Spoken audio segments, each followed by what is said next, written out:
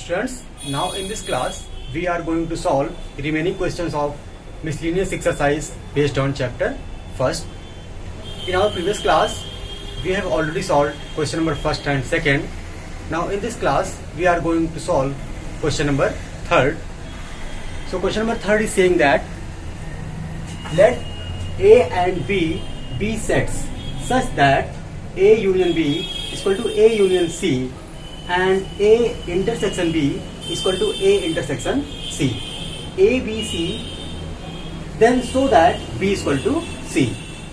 A, B, C हमारे पास तीन set हैं इस तरीके से कि A और B का यूनियन A और C के यूनियन के इक्वल है एंड A और B का इंटरसेक्शन A और C का इंटरसेक्शन ये दोनों इक्वल हैं. हमको शो करके दिखाना है कि दोनों सेट्स B और C भी इक्वल होंगे.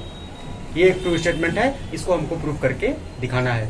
गिवन कंडीशंस हमारी हैं A, B, C तीन सेट्स हैं और A का B के साथ इंटरसेक्शन यूनियन और C के साथ यूनियन ये इक्वल है. A का B के साथ इंटरसेक्शन और C के साथ इंटरसेक्शन ये इक्वल है. तो हमको दिखाना है कि B और C ये दोनों सेट क्या होंगे, इक्वल ही होंगे. ये हमको प्रूव करके दिखाना है. ये हमारी दो गिवन कंडीशंस हैं, ये प्रूव करना है. तो स्टूडेंट्स हम लोगों ने पढ़ा था दो सेट्स को हमको इक्वल दिखाना है. दो सेट्स हमारे इक्वल कब होते हैं, इसकी क्या डेफिनेशन पढ़ी थी. दो सेट्स की इक्वलिटी की डेफिनेशन हम लोगों ने पढ़ी थी. दो सेट्स इक्वल तब होते हैं, मान लिया हमने A और B हमारे दो सेट्स हैं, ये इक्वल तब होते हैं. डेफिनेशन क्या थी, इसका हर एक एलिमेंट इसका एलिमेंट हो, इसका कोई भी एलिमेंट लें तो वो इसका भी एलिमेंट होना चाहिए और एंड इसका कोई एलिमेंट इसका भी एलिमेंट होना चाहिए. इसका हर एक एलिमेंट इसका एलिमेंट हो और इसका हर एक एलिमेंट इसका एलिमेंट हो, तब ये दोनों सेट क्या होते हैं, इक्वल होते हैं. ये डेफिनेशन थी इक्वलिटी ऑफ टू सेट्स की. और इसी डेफिनेशन की मदद से और सबसेट की डेफिनेशंस की मदद से इस equality of sets and equality and definition of subset, इन दोनों डेफिनेशंस की हेल्प से हम लोगों ने दो सेट्स को इक्वल दिखाने का एक क्राइटेरिया भी बनाया हुआ था.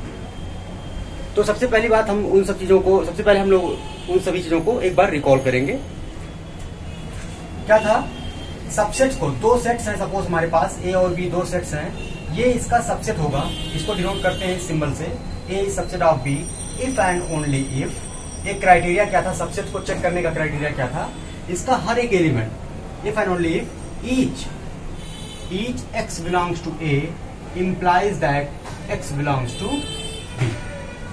ये हमारे पास क्राइटेरिया क्या था, सबसेट का क्राइटेरिया था. A कोई सेट है, B कोई सेट है, A is subset of B if and only if इसका हर एक एलिमेंट इसका एलिमेंट हो, इसका हर एक एलिमेंट इसका एलिमेंट हो जाए. तो ये क्या थी, ये इफ एंड ओनली इफ, मतलब ये ट्रू है. ये जो सिंबल है बता, इसको बोलते हैं हम लोग इफ एंड ओनली इफ, या नेसेसरी एंड सफिशिएंट कंडीशन को ये रिप्रेजेंट करता है. और ये सिंबल है इम्प्लाइज दैट. ये सिंबल बताता है कि अगर ये स्टेटमेंट ट्रू है, सिर्फ इतनी बात, ये अगर ये होल्ड हो रहा है तो ये भी होल्ड होगा. बट ये जो सिंबल है ये बताता है अगर ये ट्रू है, ये स्टेटमेंट ट्रू है, तो डेफिनेटली ये स्टेटमेंट ट्रू होगा, नेसेसरली ये स्टेटमेंट ट्रू होगा. और अगर ये ट्रू हो रहा है तो ये भी ट्रू होगा. ये दो स्टेटमेंट को इक्विवेलेंट शो करने का सिंबल है. इफ एंड ओनली इफ इसको पढ़ते हैं, या नेसेसरी एंड सफिशिएंट कंडीशन. तो हम लोग बात कर रहे थे A B का सबसेट होने का एक क्राइटेरिया ये था कि A B दो सेट है, इसको हमको दिखाना है कि A सबसेट ऑफ B. तो हम इसके लिए क्या दिखाते हैं, यहाँ पर कोई एलिमेंट लेते हैं और दिखा देते हैं कोई एलिमेंट इसमें भी है. तो ये क्या होता है, A B का सबसेट हो जाता है. ये एक बहुत इंपॉर्टेंट क्राइटेरिया जिसको हम बार बार इस्तेमाल करेंगे. तो एक क्राइटेरिया ये है. और दो सेट्स इक्वल तब होते हैं, इसकी डेफिनेशन क्या थी कि इसका हर एक element x belongs to A,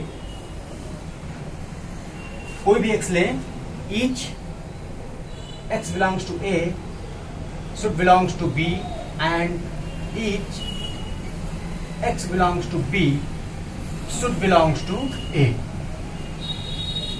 ये डेफिनेशन थी इक्वलिटी की. हर एक एलिमेंट x का A का वो B में भी होना चाहिए और B का हर एक एलिमेंट A में भी होना चाहिए.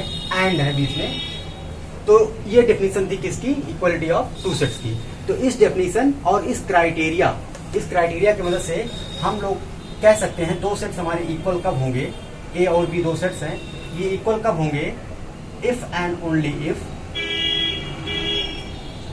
देखिए अगर कोई सेट है ए बी का सबसेट है तो इसका मतलब ये हुआ कि इसका हर एक एलिमेंट इसमें होना चाहिए, इसका हर एक एलिमेंट इसमें होना चाहिए। तो देखिए यहाँ पर इक्वल कब है, इक्वल की क्या डेफिनेशन है, इसका हर एक एलिमेंट अगर इसका भी एलिमेंट हो गया तो यहाँ से क्या बात निकल के आती है, A is subset of B and हमने लिख लिया। और यहाँ से अगर बी का हर एक एलिमेंट ए का भी एलिमेंट है तो यहाँ से इस स्टेटमेंट से देखिए बी सबसेट ऑफ ए हो जाएगा। तो यहाँ से क्या आ जाएगा, इस बात से इस स्टेटमेंट से निकल के आएगा बी सबसेट ऑफ ए। तो ये हमारे पास जो क्राइटेरिया था, ये क्राइटेरिया था चेक करने का दो सेट्स की इक्वलिटी को। दो सेट्स हमारे इक्वल कब होंगे, जब ए बी का सबसेट हो और ए बी का सबसेट और बी ए का सबसेट हो। ये क्राइटेरिया था। तो कहीं भी अगर हमारे पास दो सेट्स इक्वल हैं तो डेफिनेटली ए सबसेट होगा बी का और बी सबसेट होगा ए का। और दो सेट्स ऐसे हैं, A subset of B and B subset and है, ध्यान दीजिएगा एंड है यहाँ पे और नहीं होगा, and B subset of A then A is equal to B. तो कहीं भी अगर हमको ए और बी दो सेट्स हैं उनको इक्वल दिखाना होता है तो हम सिर्फ इसी को दिखा देते हैं कि A is subset of B and B subset of A. तो हमारा दो सेट क्या हो जाता है, इक्वल हो जाता है। ठीक है, तो इसी क्राइटेरिया को इस्तेमाल करते हुए हम इसको प्रूफ करेंगे। क्या करेंगे, हम दिखाएंगे कि B subset of C and C subset of A, तो दोनों सेट्स क्या हो जाएंगे, इक्वल हो जाएंगे। और यहाँ पर हमें कुछ कंडीशंस भी दी गई हैं। तो चलिए प्रूफ करते हैं इसको। स्टूडेंट ये सब क्राइटेरिया बहुत इंपॉर्टेंट है। Question number 3 to question number 10 जितने भी क्वेश्चन हैं हम लोग बार बार इन क्राइटेरिया को इस्तेमाल करेंगे, इसलिए हमने फिर से इसको एक बार रिवाइज कर दिया है। उसके बाद दो क्राइटेरिया स्टूडेंट्स आप लोगों ने और पढ़ा था, वो क्या था, यूनियन के से रिलेटेड और इंटरसेक्शन से रिलेटेड। दो सेट्स हमारे पास हैं, मान लिया दो सेट्स हैं ए और बी और ये इनका यूनियन है। कोई एलिमेंट इनके यूनियन में अगर है इफ एंड ओनली इफ, ये क्राइटेरिया था, डेफिनेशन से हम लोगों ने ड्राइव किया था इस क्राइटेरिया को। कोई एलिमेंट यूनियन में होगा if and only if x या तो ए में हो और एक्स बिलोंग्स टू बी।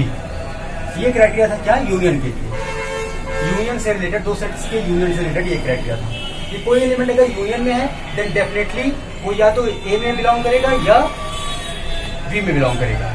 और अगर कहीं ऐसा होल्ड हो रहा, दो सेट्स हैं, कोई एक दो सेट्स ए और बी हैं, एक्स कोई एलिमेंट है जो इसमें या तो ए में है या तो बी में है, तो डेफिनेटली वो यूनियन में आ जाएगा।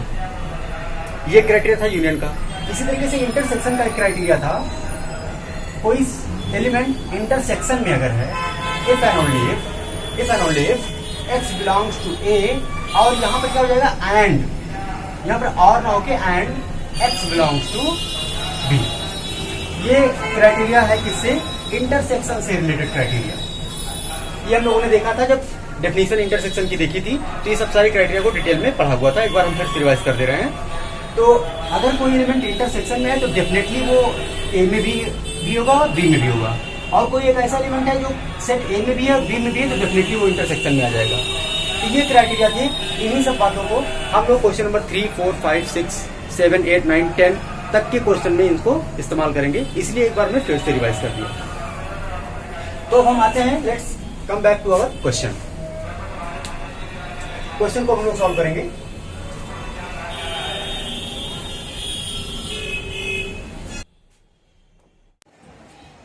Let's come back to our question. तो अभी हमने देखा कि इसको हमको दिखाना, दोनों को इक्वल दिखाना है, तो इसके लिए हम सिर्फ क्या दिखा देंगे, ये इसका सबसेट है और ये इसका सबसेट है। इसको इसका सबसेट दिखाने के लिए एक एलिमेंट यहाँ पर लेंगे और दिखाएंगे कि वो इसमें है। इसको इसका सबसेट दिखाने के लिए एक एलिमेंट यहाँ पर लेंगे और दिखा देंगे कि वो यहाँ पर भी है। तो हमको शो करना है to show that B equal to C, ये हमको शो करना है। इसके लिए हम क्या करेंगे, इसको इसका सबसेट और इसको इसका सबसेट दिखाएंगे। इसके लिए इसको बी को सी का सबसेट दिखाने के लिए बी में एक एलिमेंट लेते हैं और दिखाते हैं कि वो सी में भी है। ठीक है, राइट। मान लिया कि एक्स कोई एलिमेंट है जो बी सेट में है, तो दिस इंप्लाइज दैट अगर कोई एलिमेंट बी में है तो इसका हम किसी के साथ यूनियन लें तो उसमें भी डेफिनेटली हो जाएगा। तो this implies that X belong करेगा ए यूनियन बी में। अगर ये बी में है तो किसी के साथ भी यूनियन लेंगे तो यूनियन में चला ही जाएगा, बिलोंग कर जाएगा। दिस इम्प्लाइज दैट अब ए यूनियन बी हमको दिखाना जो है कि एक्स सी में है, तो हम धीरे धीरे इसको रिप्लेस करेंगे। ए यूनियन बी हमारा किसके इक्वल है, ये कंडीशन दी गई है ए यूनियन सी के, तो ये तो A union B A union C के इक्वल है, तो यहाँ से आ जाएगा X belongs to A union C, since A union B equal to A union C. ये रेफरेंस हम लोग दे देंगे, तो यहाँ से आ गया X belong to A union C. अभी हमने डेफिनेशन आपको क्राइटेरिया बताया था कि कोई एलिमेंट अगर यूनियन में है तो वो या तो इसमें होगा या इसमें होगा। तो दिस इंप्लाइज दैट ये स्टेटमेंट इंप्लाई कर देगा एक्स बिलोंग्स टू ए और X belongs to C. X या तो ए में होगा या तो सी में होगा, अभी क्राइटेरिया हम लोगों ने देखा था। अब यहां पर स्टूडेंट देखिए, बहुत ध्यान देने की बात है, एक्स हमने लिया बी में, तो वो एक्स या तो ए में है या बी में है और सी में है। ओके, तो देखिए एक्स हमारा बी में है, this implies that x A में है। एक्स अगर वो एलिमेंट जो बी में है वो ए में है, तो ये कंडीशन, ये दोनों कंडीशन, ये स्टेटमेंट और ये क्या इंप्लाई कर देगा, X belongs to A intersection B. X अगर बी में है और ए में भी है, बी में है ए, तो ये दोनों बातें क्या इंप्लाई कर रही हैं, ये दोनों बातें इंप्लाई कर रही हैं कि X belong to A intersection B, और इस कंडीशन को हम एज इट इज रहने देते हैं एक्स बिलोंग टू सी। तो कहने का मतलब ये कंडीशन हमारी, ये अभी तक की जो कंडीशन है हमारी, इस बात को इंप्लाई करेंगे नहीं करेंगी, डेफिनेटली कर देंगी। अब यहां पर देखिए हमको जो है दिखाना है कि एक्स सी में है, तो धीरे धीरे बी जो है इसको रिप्लेस करेंगे। इसके लिए हमें फिर से कंडीशन दी गई है ए इंटरसेक्शन बी हमारा किसके इक्वल है, ए इंटरसेक्शन सी के, तो हम इसको रिप्लेस कर सकते हैं। यहां से इंप्लाई हो जाएगा X belong to A intersection C, और इस कंडीशन को एज इट इज रहने देते हैं X belong to C, since A intersection B equal to A intersection C. तो यहां तक ये इंप्लाई किया। अब हम फिर से इंटरसेक्शन के लिए क्राइटेरिया अप्लाई कर देंगे। तो x अगर इन दोनों के इंटरसेक्शन में है, इसका मतलब डेफिनेटली x क्या है, c में है, और यहां से क्या कंडीशन निकल के आ रही है, x c में है, तो ये कंडीशन जो है इंप्लाई कर रही है क्या, x बिलोंग टू c। भाई x जो है इंटरसेक्शन में है और यहां से भी निकल के आ रहा है c में है, तो डेफिनेटली ये जो स्टेटमेंट है, इतना स्टेटमेंट ये किसको इंप्लाई कर रहा है कि x जो है c में डेफिनेटली हो जाएगा, c में डेफिनेटली बिलोंग करेगा। तो देखिए आपने x को b में लेकर चला था, यहाँ b में बिलोंग कर रहा है, और दिखा दिया कि x c में बिलोंग कर रहा है। तो ये स्टेटमेंट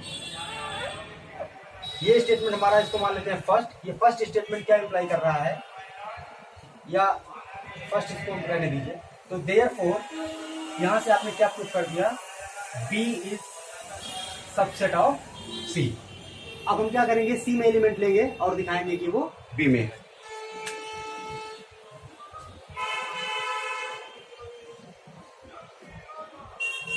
तो मान लिया हमने लेट x कोई एलिमेंट है, या इसको दूसरा ले लेते हैं, y कोई एलिमेंट ले लेते हैं, या x ही लेते हैं, आर्बिट्रेरी एलिमेंट हम ले रहे हैं तो x ही ले सकते हैं, कोई दिक्कत नहीं है, x ही हर जगह लेके चलेंगे।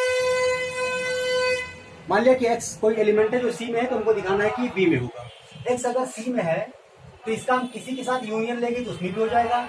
तो this implies that x belong to a union c।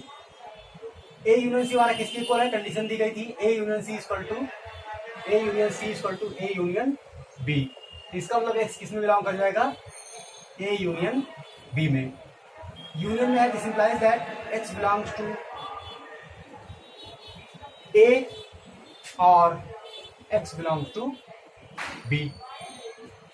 Union के लिए क्राइटेरिया लगा दिया। अब यहां पर x, ये कंडीशन देखिए, x belong to c implies x belongs to a। सिर्फ इतने को देखिए, ये दोनों बातें क्या इंप्लाई कर रही हैं, ये इंप्लाई कर रहा है कि x belong to a intersection c और x बिलोंग्स टू b। इसको हम एज इट इज रहने देते हैं। तो ये और ये दोनों मिलकर किस बात को इंप्लाई कर देंगे, इसको इंप्लाई कर देंगे, इस स्टेटमेंट को। अब दिस इंप्लाइज दैट, ये किसको इंप्लाई करेगा, ए और सी का इंटरसेक्शन किसके इक्वल है, ए और बी के, तो this implies that X belong to A intersection B और X belong to B since A intersection B equal to A intersection C.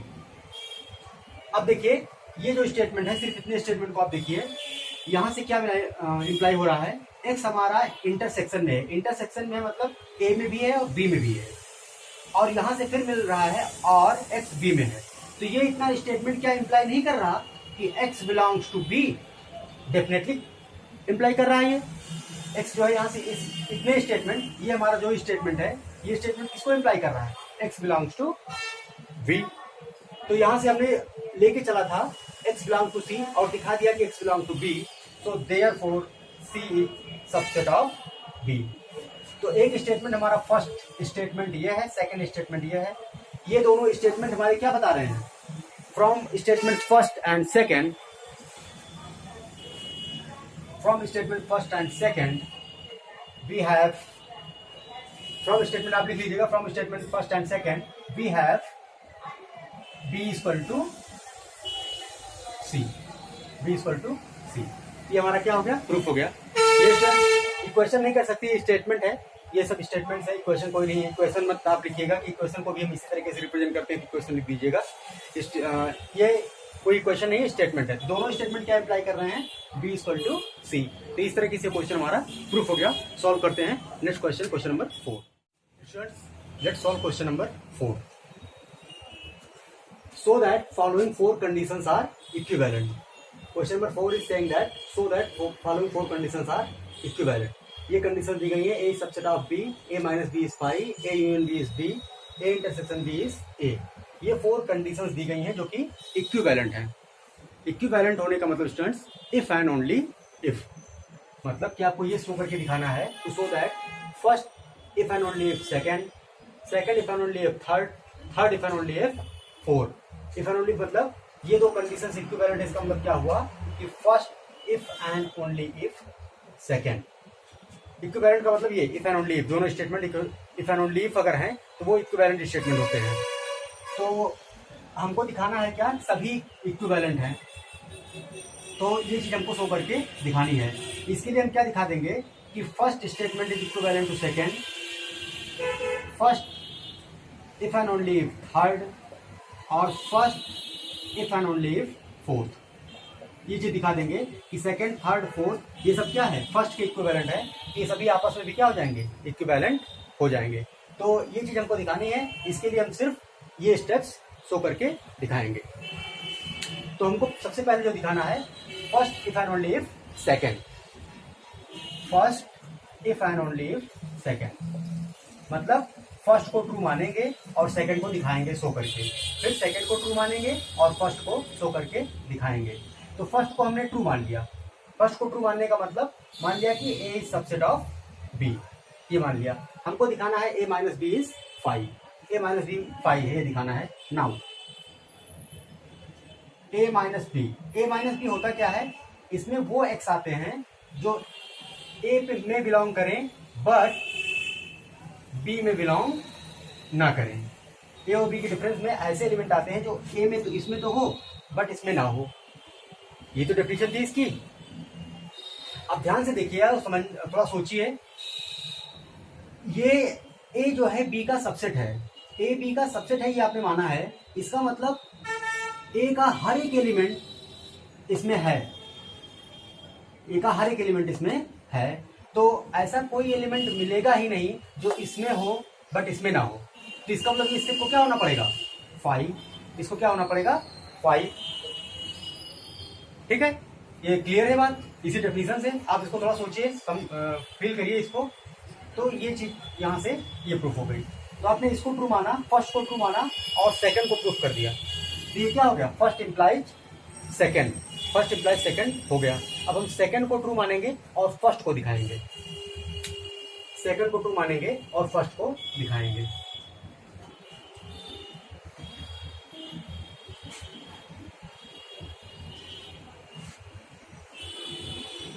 Second को हमने ट्रू मान लिया। लेट्स इसी में आप प्रोसीड करिएगा। मान लिया हमने कि a माइनस बी हमारा क्या है, 5 है। ए और बी का डिफरेंस क्या है, 5 है। ये डिफरेंस क्या बताता है, इसका मतलब क्या हुआ, ये क्या बता रहा है कि इसका इन दोनों का डिफरेंस 5 है। इन दोनों के डिफरेंस में क्या कौन से एलिमेंट होते हैं, वो एलिमेंट होते हैं जो इसमें हो बट इसमें ना हो, और इसका डिफरेंस 5 है। इसका मतलब इसमें ऐसा कोई एलिमेंट नहीं है जो इसमें है बट इसमें नहीं है। ये चीज 5 है, तो this implies that there exist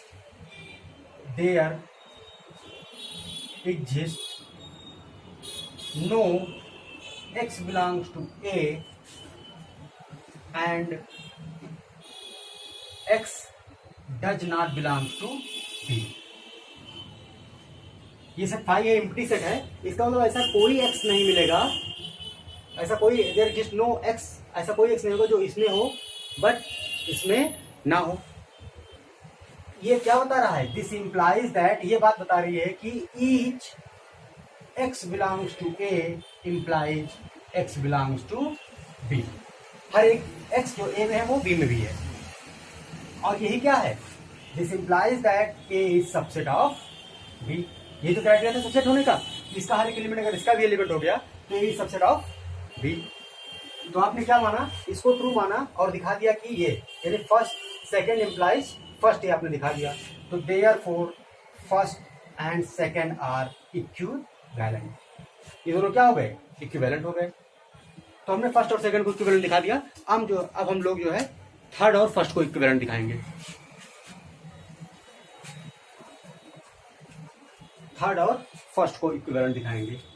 तो ये हेडिंग हमने लिख ली, third if and only if, first if and only if third. First को ट्रू मानेंगे, थर्ड को प्रूफ करेंगे, फिर थर्ड को ट्रू मानेंगे, फर्स्ट को प्रूफ करेंगे। तो हमने फर्स्ट को ट्रू माना, let A is subset of B. हमको थर्ड को दिखाना है, इसको दिखाना है A union B equal to B, ये दिखाना है। तो इन दोनों को, ये दो सेट्स हैं, यूनियन भी एक सेट है, ये एक सेट है, इन दोनों सेट को इक्वल दिखाना है। तो सेट को इक्वल दिखाने के लिए क्या दिखाते हैं, इसको इसका सबसेट दिखा देते हैं और इसको इसका सबसेट दिखा देते हैं। ठीक है, तो हमने मान लिया कि let x belong to A union B। x अगर A यूनियन B में है तो this implies that x belongs to A और x belongs to B। This implies that, अब देखिए A क्या है, B का सबसेट है, तो x अगर A में है तो B में डेफिनेटली होगा। तो ये दोनों कंडीशन क्या इंप्लाई कर देगी, x बिलोंग्स टू B। तो यहां से आपका क्या आ गया, A union B subset of B। अब आप ये एज्यूम करेंगे, x यहां पर लेंगे और दिखाएंगे कि इसमें भी है। Let x belongs to B, x अगर B में है तो आपको दिखाना है कि वो यूनियन में होगा।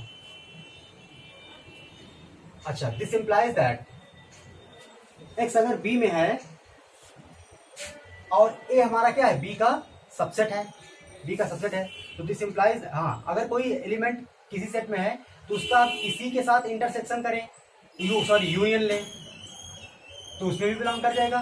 तो x अगर हमने B में लिया तो ट्रिवियली किसी के साथ आप यूनियन करिए तो उसमें भी हो जाएगा। तो this implies that B is subset of A union B। तो इन दोनों कंडीशंस को देखिए, 1 और 2, इन दोनों स्टेटमेंट को आप देखिए, फ्रॉम 1 एंड 2 से क्या आ जाएगा, A union B equal to B। क्योंकि आपने इसको इसका सबसेट दिखा दिया, इसको इसका सबसेट दिखा दिया, आ गया। तो देखिए आपने इस चीज को माना, फर्स्ट को माना और सेकंड को क्या दिखा दिया, प्रूफ करके दिखा दिया। तो क्या हो गया, फर्स्ट इंप्लाइज थर्ड हो गया। अब हमको दिखाना है थर्ड इंप्लाइज फर्स्ट। थर्ड को ट्रू मानेंगे, फर्स्ट को दिखाएंगे, थर्ड को ट्रू मानेंगे और फर्स्ट को दिखाएंगे।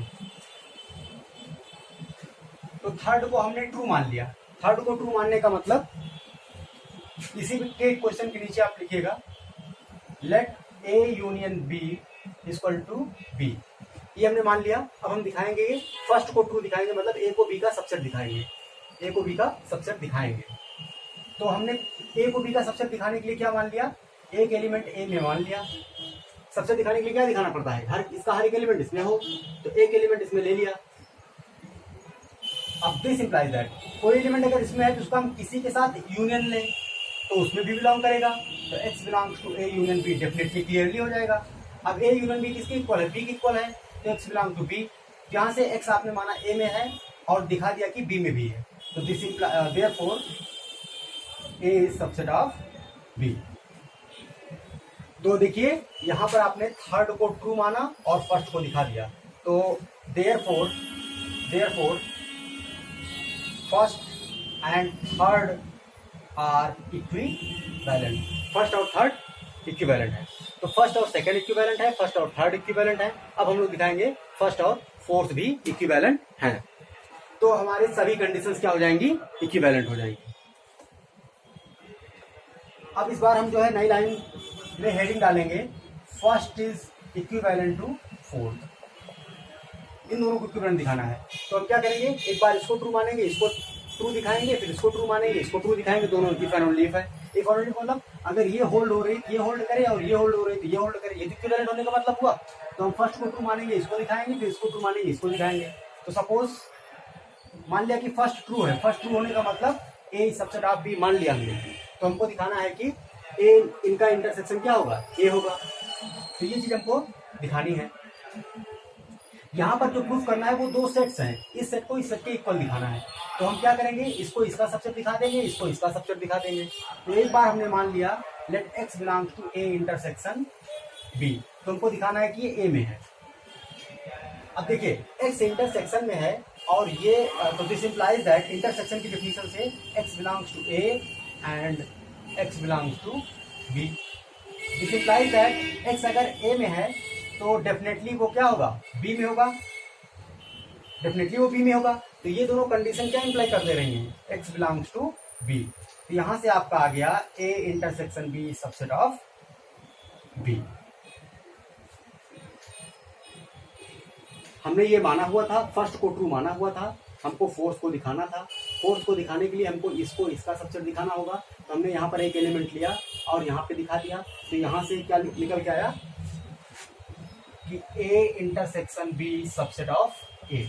अब हम यहाँ पर एक एलिमेंट लेंगे और दिखाएंगे कि इसका सबसेट है, तो ये दोनों क्या हो जाएंगे, इक्वल हो जाएंगे। Let x belongs to A, x अगर ए में है तो दिस इंप्लाइज दैट चूंकि ए सबसेट ऑफ बी आपने मान रखा है, तो एक्स डेफिनेटली सबसेट की डेफिनेशन से बी में होगा। अब एक्स ए में है और बी में है, एक्स हमने ए में माना और बी में भी है, तो दिस इंप्लाइज दैट इन दोनों कंडीशन से x implies A implies B, इन दोनों कंडीशन से क्या आ गया, x belongs to A intersection B, A intersection B. This implies that या देयरफॉर, तो आपने एक्स को ए में माना और दिखा दिया कि इंटरसेक्शन में है, इसका मतलब A subset of A intersection B. तो एक बार आपने दिखाया कि A intersection B subset of B, और फिर दिखाया sorry A intersection B subset of A and A subset of B. तो यहाँ दोनों कंडीशन से क्या आ गया, A equal to A intersection B. तो देखिए आपने फर्स्ट को ट्रू माना और फोर्थ को प्रूफ करके दिखा दिया। अब फोर्थ को ट्रू मानेंगे और फर्स्ट को प्रूफ करके दिखाएंगे।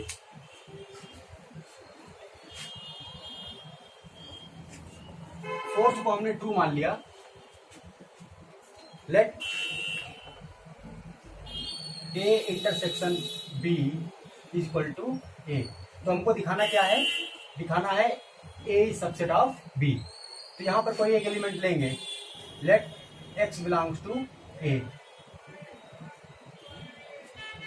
एक्स ए में है, दिस इंप्लाइज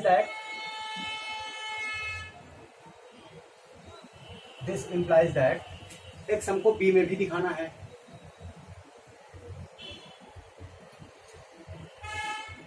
अच्छा, तो यहां से क्या इंप्लाई हो गया, क्योंकि ए हमारा किसके इक्वल है, ए इंटरसेक्शन बी के, ये हो गया A intersection B, since A equal to A intersection B. तो this implies that X belongs to, अब इंटरसेक्शन में है तो या तो इस तो दोनों में होगा, x belongs to A and x belongs to B. तो दिस इंप्लाइज दैट, यहां से देखिए एक्स बिलोंग्स टू ए और एक्स बिलोंग्स टू ए तो वही बात है, एक्स बिलोंग्स टू ए और इस कंडीशन को देखिए x belongs to A and x belongs to B. तो इसका मतलब क्या हो गया, ये कंडीशन क्या इंप्लाई कर रही है, ये कंडीशन इंप्लाई कर रही है कि एक्स बिलोंग्स टू बी, क्योंकि ये तो वही कंडीशन है, ये ट्रू है तो ये भी ट्रू है। ये क्या इंप्लाई कर रही है, x belongs to B, therefore A subset of B. तो आपने फोर्थ को ट्रू मान के फर्स्ट को दिखा दिया, और इससे पहले फर्स्ट को ट्रू माना था, फोर्थ को दिखा दिया। तो therefore first and fourth are equivalent. Thus, given four